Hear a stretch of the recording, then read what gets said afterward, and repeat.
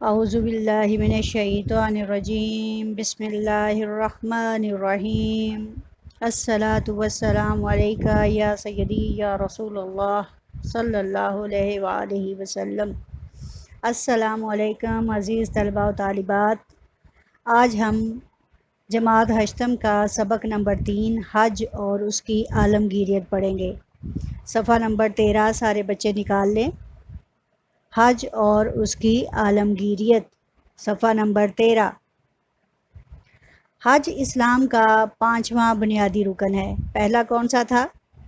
کلمہ طیبہ، دوسرا نماز، تیسرا روزہ، چوتھا زکوٰۃ اور 5واں حج۔ حج کے لغوی معنی ہیں زیارت کا ارادہ کرنا۔ حج کے لغوی معنی لغت کے اعتبار سے یعنی زبان میں ہم اس کو کیا کہتے ہیں؟ زیارت کا ارادہ کرنا۔ اور شرعی معنی اس کے کیا ہیں؟ شریعت میں حج یہ ہے کہ اس میں ایک مسلمان بیت اللہ شریف کی زیارت کا ارادہ کرتا ہے۔ کس کا؟ کہ اس میں ایک مسلمان بیت اللہ شریف کی زیارت کا، اس کو دیکھنے کا، اس پہ حاضری دینے کا ارادہ کرتا ہے۔ اور میرے خیال میں دوسری بات جو اس میں شامل ہونی چاہیے وہ یہ کہ روضہ رسول صلی اللہ علیہ وآلہ وسلم پر حاضری، وہاں درود و سلام پیش کرنے کا بھی ذریعہ ہے، کیونکہ مسلمان جب حج کرنے جاتے ہیں اگر کوئی پہلے دنوں میں چلا جائے، اپنی پرواز کے پہلے دنوں میں چلا جائے تو وہ روضہ رسول صلی اللہ علیہ وآلہ وسلم کی زیارت پہلے دنوں میں کر لیتا ہے، حج اپنے مخصوص ایام میں کرتا ہے، جبکہ اگر اس کی پرواز آخری دنوں کی ہو تو وہ حج کے مناسک پہلے ادا کرتا ہے اور روضہ رسول کی زیارت بعد میں کرتا ہے۔ تو اس واقعے کی طرف یعنی حج کو بیان کرنے سے پہلے میرا خیال ہے یہ ضروری ہے کہ میں آپ کو حج کی اندر جو مناسک ہیں اور اس میں آپ کو اکثر اوقات آپ کو پتہ چلتا ہے کہ اس میں قربانی کرنا، ذی الحجہ کی 10 تاریخ کو قربانی ادا کی جاتی ہے، اور قربانی ہمیں کس چیز کی یاد دلاتی ہے؟ حضرت ابراہیم علیہ السلام اور حضرت اسماعیل علیہ السلام کی قربانی کے بارے میں یاد دلاتی ہے۔ حضرت ابراہیم علیہ السلام کو اللہ تعالیٰ نے نبی چنا تو ارد گرد حالات خراب تھے۔ سب سے پہلے تو والد سے بتوں کی پوجا پر اختلاف ہوا تو وہاں سے گھر سے نکل آئے، گھر چھوڑ دیا۔ اس کے بعد نمرود سے مٹ بھیڑ ہوئی تو نمرود نے خدائی کا دعویٰ کر دیا، جبکہ حضرت ابراہیم علیہ السلام نے یہ بات واضح طور پر محسوس کی کہ جس خدا نے پیدا کیا ہے کوئی اور شخص کوئی خدائی کا دعویٰ نہیں کر سکتے۔ ایک مرتبہ ہوا یہ کہ قرآن مجید میں اس کا ذکر ہے کہ حضرت ابراہیم علیہ السلام نے سورج کو دیکھا کہ وہ بہت زیادہ روشنی دیتا ہے، تپش دے رہا ہے، تو انہوں نے اپنے بچپن کے دنوں میں اسی کو خدا سمجھ لیا۔ جب شام ہوئی تو سورج غروب ہو گیا، اس کی روشنی ختم ہو گئی، تو حضرت ابراہیم علیہ السلام کے دل میں یہ بات آئی کہ اگر یہ روشنی دینے والا آلہ رات کو بند ہو جاتا ہے اس کا مطلب ہے کہ یہ خدا نہیں ہے۔ اس کے بعد ان کی نظر رات کو آسمان پر چاند پر پڑی تو چاند نے بھی یہی کچھ کیا کہ رات بھر روشنی دی، صبح کو معدوم ہو گیا۔ اس بات سے بھی پریشان ہوئے، کہا کہ یہ بھی خدا نہیں ہو سکتا۔ اس لیے پھر انہوں نے چاند ستاروں اور کچھ اور چیزوں کو بھی دیکھا، لیکن خدائی کا دعویٰ اس پر پورا نہ اترا۔ آخر دل میں یہی چیز لیے ہوئے تھے کہ اللہ تعالیٰ نے انہیں توحید کو پہنچانے کا جو کام ہے وہ سونپ دیا، یعنی آپ کو نبوت عطا فرما دی۔ جب آپ نے اپنی نبوت کا اعلان کر دیا تو نمرود سے مٹ بھیڑ ہوئی۔ نمرود نے کیا کیا کہ نمرود نے دعویٰ کر دیا، نمرود نے کہا جی میں خدا ہوں۔ حضرت ابراہیم علیہ السلام نے کہا کہ آپ خدا کیسے ہو سکتے ہو، کہ تم خدا کیسے ہو سکتے ہو؟ میرا خدا تو وہ ہے جو سورج کو مشرق کی طرف سے نکالتا ہے۔ تو اس نے کہا جو سب سے پہلے بات جو ہوئی وہ یہ کہ میرا خدا تو وہ ہے جو مردوں کو زندہ کرتا ہے۔ تو اس نے کہا میں بھی ایسا کر سکتا ہوں، اور جو زندوں کو مردہ کر دیتا ہے اس نے کہا میں بھی ایسا کر سکتا ہوں۔ تو اس بات پر اس نے کہا، حضرت ابراہیم علیہ السلام نے فرمایا کہ وہ تم کیسے کرو گے؟ تو کہتا ہے کہ اگر میرے جیل میں میرے پاس میرے قبضے میں جو لوگ ہیں جن کو پھانسی کی سزا ہے ان کو معاف کر دوں تو ان کو میں زندگی دے دوں گا، اور جن کو معاف کرنا تھا یا جو آزاد ہے اس کو میں قید کر کے مار دوں تو ایسے میں زندگی بھی دے سکتا ہوں۔ اس طرح حضرت ابراہیم علیہ السلام نے جو آگے حجت یا دلیل پیش کی وہ یہ تھی کہ میرا اللہ تو وہ ہے جو سورج کو مشرق کی طرف سے نکالتا ہے، تو اگر خدا ہے تو سورج کو مغرب کی طرف سے نکال کر دکھا۔ اس بات پر نمرود لاجواب ہو گیا اور اس نے حضرت ابراہیم علیہ السلام کو آگ میں ڈالنے کا حکم دیا۔ اللہ تعالیٰ نے اس آزمائش سے بھی نکالا۔ آگ جو ہے وہ حضرت ابراہیم علیہ السلام کے لیے ٹھنڈی ہو گئی اور سلامتی والی ہو گئی۔ لیکن ابھی اس نبی علیہ السلام ورحمۃ اللہ کی جو آزمائش تھی وہ ابھی درکار تھی۔ وہاں سے آپ کو ہجرت کرنا پڑی اور آپ وہاں سے چل پڑے۔ راستے میں بھی مختلف واقعات پیش آئے، یہاں تک کہ کبر سنی میں جب اب آپ عمر کے آخری حصے میں تھے کہ اللہ تعالیٰ نے آپ کو بیٹے حضرت اسماعیل علیہ السلام کی بشارت دی، بیٹا پیدا ہو گیا۔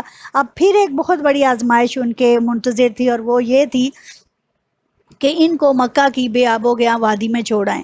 جب حضرت ابراہیم علیہ السلام حضرت اسماعیل علیہ السلام کو مکہ کی وادی میں لے کر آئے تو وہاں نہ پانی تھا، نہ چارہ تھا، نہ سبزہ تھا، زندگی کے آثار بالکل نہیں تھے۔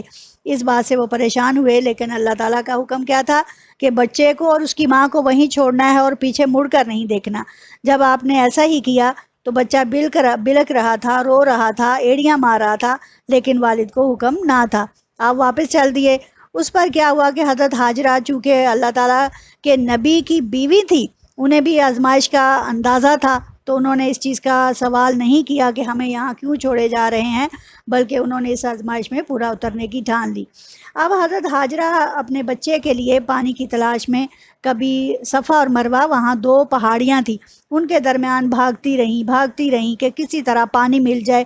تو 7 چکر انہوں نے لگائے اور اس سلسلے میں انہیں پانی نہ ملا، یہاں تک کہ ندا آئی کہ جاؤ اپنے بیٹے کو دیکھو کہ اس کے پاس پانی موجود ہے۔ کہا جاتا ہے کہ یہ ندا حضرت جبرائیل علیہ السلام کی تھی۔ پھر وہاں سے جب آپ واپس لوٹتے ہیں تو کیا دیکھتے ہیں کہ بچہ جو ہے وہ ایڑیاں مار رہا ہے، اور ایک دم سے ایڑی ماری تو وہاں سے پانی نکل پڑا۔ تو پانی جو ہے وہ جیسے ہی کناروں سے باہر یعنی کہ پھیلنا شروع ہو گیا، تو حضرت ہاجرہ علیہ السلام نے کیا کیا کہ اس پانی کو اپنے ہاتھوں سے روکا اور کہا زمزم، ٹھہرو، رک جاؤ۔ اس طرح زمزم پانی کا وہی چشمہ جو بچے کی ایڑی لگنے سے پھوٹا تھا، اس چشمے کا نام زمزم رکھ دیا گیا۔ اور اس کے بعد وہاں پہ چونکہ عربوں میں کیا تھا کہ صحرائی علاقے تھے، جہاں لوگ پانی دیکھتے تھے وہاں پڑاؤ ڈال لیتے تھے۔ آہستہ آہستہ لوگوں کے قافلے وہاں رکنے شروع ہوئے اور وہ آب زمزم استعمال کرتے اور اس کے ذریعے یہاں زندگی کا جو نظام ہے وہ چل پڑا۔ اس کے بعد ابھی اور مزید پھر حضرت ابراہیم علیہ السلام کو حکم ہوتا کہ وہ کبھی کبھار اپنے بیٹے کو جا کر مل سکتے ہیں، تو وہ آ کر ملتے۔ اسی طرح جب آپ جوان ہو گئے تو دونوں باپ بیٹے نے خانہ کعبہ کی دیواروں کو اونچا کرنے کی ٹھان لی، کیونکہ اس وقت خانہ کعبہ کا جو ہے وہ تقریباً اس کے آثار ختم ہوتے چلے جا رہے تھے، تو وہاں پہ انہوں نے چھوٹی چھوٹی دیواریں بنا کر اس کو تعمیر کرنا شروع کر دیا۔ اس وقت حضرت ابراہیم علیہ السلام اور حضرت اسماعیل علیہ السلام نے وہاں بہت ساری دعائیں جو ہیں وہ مانگی، اور ان دعاؤں کا ذکر قرآن مجید میں موجود ہے۔ ان میں سے ایک دعا یہ بھی تھی کہ یا اللہ ان لوگوں میں انہی میں سے ایک پیغمبر بھیجنا جو ان کو کتاب و حکمت کی تعلیم دے اور انہیں پاک کر دے۔ چنانچہ نبی کریم صلی اللہ علیہ وسلم حضرت ابراہیم علیہ السلام کی اسی دعا کا نتیجہ ہیں، اسی دعا کا ایک ذریعہ ہیں۔ ٹھیک ہے، چونکہ یہ بات تو طے تھی کہ اللہ تعالیٰ نے پیغمبروں میں سب سے پہلے نبی حضرت آدم علیہ السلام اور پیغمبروں میں سب سے آخری حضرت محمد صلی اللہ علیہ وسلم کو چنا ہوا تھا، لیکن یہ نظام کا جو سسٹم چلا آ رہا ہوتا ہے یا نظام ہوتا ہے، اللہ تعالیٰ نے اس کو باقاعدہ پلان کیا ہوا تھا اور اس کے مطابق یہ سارا نظام چلتا ہی آ رہا تھا، اور ان میں ایک دعا جو حضرت ابراہیم علیہ السلام کی تھی وہ قبول ہوئی۔ اور اس طرح اب آپ دیکھیں کہ اس کے اندر کتنے ہی مناسک حج ایسے ہیں کہ جو حضرت ابراہیم علیہ السلام کی سنت چلے آ رہے ہیں، اسی لیے ہم دین محمد صلی اللہ علیہ وسلم کو دین ابراہیمی کا بھی نام دیتے ہیں۔ اب اس میں جو ذکر آپ کو خاص الخاص کرنا تھا وہ حضرت ابراہیم علیہ السلام کا اپنے بیٹے کو ذبح کرنے کا بھی ایک واقعہ ہے، جس میں حضرت اللہ تعالیٰ نے حالت خواب میں حضرت ابراہیم علیہ السلام کو کئی مرتبہ یہ بات دکھائی کہ وہ اپنے بیٹے کو ذبح کر رہے ہیں۔ چنانچہ انہوں نے اپنے اس خواب کا ذکر اپنے بیٹے سے کیا تو بیٹے نے بھی کہا فاصلہ بما تؤمر، جس بات کا اے باپ آپ کو حکم ہوا ہے اس کو کر گزریے۔ چنانچہ آپ اپنے بیٹے کو لے کر ذبح خانے پہنچے اور وہاں جا کر اپنی آنکھوں پر پٹی باندھ لی تاکہ بیٹے کی محبت آڑے نہ آئے اور اللہ تعالیٰ کے حکم میں کوئی کمی بیشی رہ جائے۔ انہوں نے آنکھوں پہ پٹی باندھی اور اپنے بچے کے گلے پر چھری چلا دی. لیکن اللہ تعالیٰ کا بھی احسان اور کرم کہ اس نے اس بچے یعنی حضرت اسماعیل علیہ السلام کی جگہ اسی وقت جنت سے آیا ہوا ایک دمبا اس جگہ رکھ دیا، اور اس وقت اس چھری کے نیچے اس دمبے کی گردن آ گئی اور وہ ذبح ہوا. باپ نے اپنا کام کر دیا، لیکن جب انہوں نے اپنی آنکھوں سے پٹی اتاری تو بیٹا ایک سائڈ پہ کھڑا تھا اور دمبا جو ہے وہ ذبح ہو چکا تھا. اب یہ ہے وہ قربانی کا پیچھے پس منظر کہ جس کے نتیجے میں اس قربانی کو پسند کیا گیا. اب یہاں پہ آب زمزم کا پینا، صفا اور مروہ کے درمیان صحیح کرنا، قربانی کرنا، بال منڈوانا، یہ وہ چیزیں ہیں جو ہمیں ابراہیم علیہ السلام کی سنتوں کو تازہ کرتی ہوئی یا ان کو یاد کرتے ہوئے نظر آتی ہیں، جن کو دین ابراہیمی اور حج کے مناسک میں شامل کیا گیا. تو چلیں اس کی باقاعدہ پڑھائی آپ صفحہ نمبر 13 نکالیے. اس کے اوپر میں نے آپ کو حج کے لغوی معنی بھی بتا دیے، زیارت کا ارادہ کرنا، اور شرعی معنی میں بھی میں نے آپ کو وضاحت کر دی کہ اس میں ایک مسلمان بیت اللہ شریف کی زیارت کا ارادہ کرتا ہے. اب سوال یہ پیدا ہوتا ہے کہ حج کی فرضیت، حج کس پر فرض ہے؟ تو حج کس پر فرض ہے؟ حج ہر بالغ اور صاحب استطاعت مسلمان پر زندگی میں ایک مرتبہ فرض ہے. بالغ جو بلوغت کی عمر کو پہنچ چکا ہو.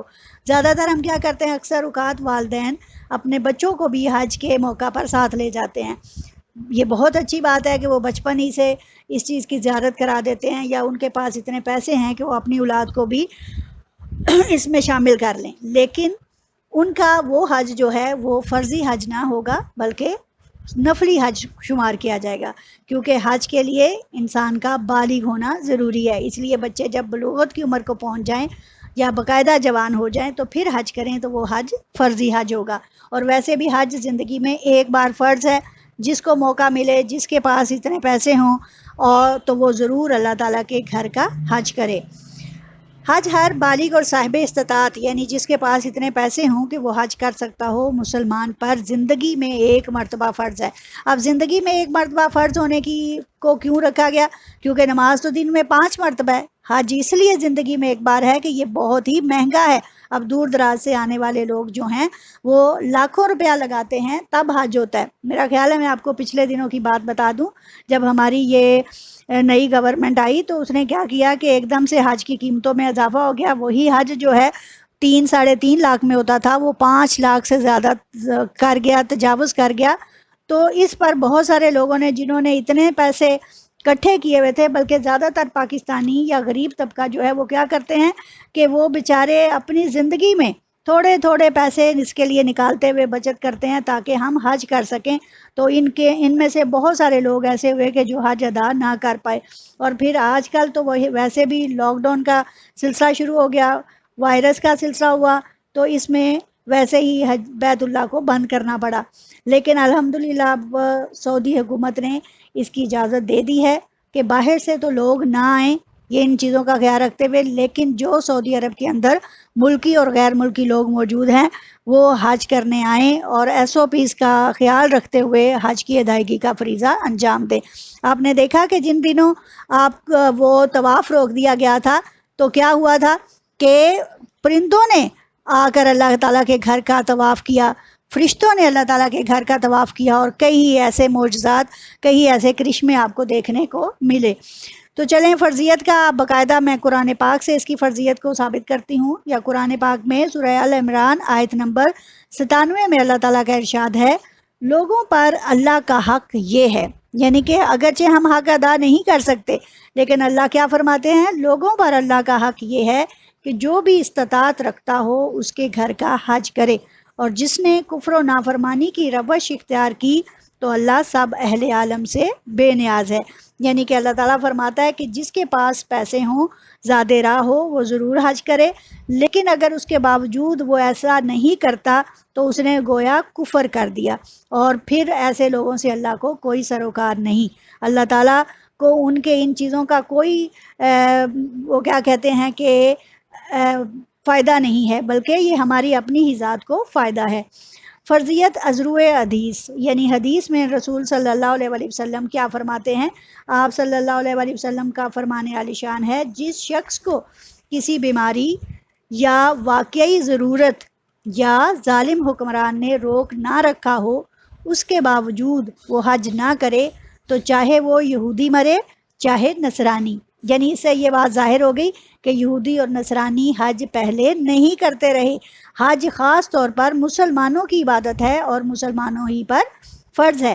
اس میں 3 آپشن آپ صلی اللہ علیہ وسلم نے پیش کیے۔ پہلا یہ کہ اگر کسی کو بیماری ہے، یعنی ایسی حالت ہے کہ وہ بستر مرگ پر ہے، چل پھر نہ سکتا ہو، کیونکہ یہ ایک مشقت طلب عبادت ہے، اس میں انسان کو محنت کرنی پڑتی ہے، اس لیے وہ نہ جائے، یعنی کہ کسی بیماری نے اسے روک رکھا ہو یا واقعی ضرورت، یعنی بعض اوقات یہ ہوتا ہے کہ کوئی ایسی ضرورت، مثلا اس نے پیسے اکٹھے کیے لیکن اس کی بیٹی جوان ہے اور وہ چاہتا ہے کہ وہ حج بھی کرے اور بیٹی کا بھی، لیکن ان میں سے وہ پہلا فرض اپنی بیٹی کے فرض سے ادائیگی جو ہے وہ کرے گا، یہ اس کی ضرورت ہو گئی۔ اس کے بعد بعض اوقات یہ ہوتا ہے کہ بعض جگہوں پر کسی ظالم حکمران نے روک رکھا ہوتا ہے، جیسے ہم دیکھ سکتے ہیں کہ اگر کشمیر پر اس وقت بھارت کی جو تعصبانہ رویہ ہے اس کی وجہ سے وہ بعض اوقات مسلمانوں کو حج پر بھی نہیں جانے دیتا۔ اس کے علاوہ آپ فلسطین میں دیکھ لیں مسلمانوں کے ساتھ کیا ہو رہا ہے، تو ایسے حالات میں لوگوں کو حکمرانوں کا جو ظلم ہے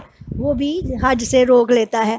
یہ آپشن آپ صلی اللہ علیہ وسلم نے پہلے ہی پیش کر دیے اور فرمایا کہ اگر پھر بھی ان حالات کے علاوہ اگر وہ حج نہ کرے تو پھر ہماری طرف سے وہ یہودی مر جائے یا نصرانی مر جائے، وہ مسلمان ہونے کے دائرے سے خارج ہے۔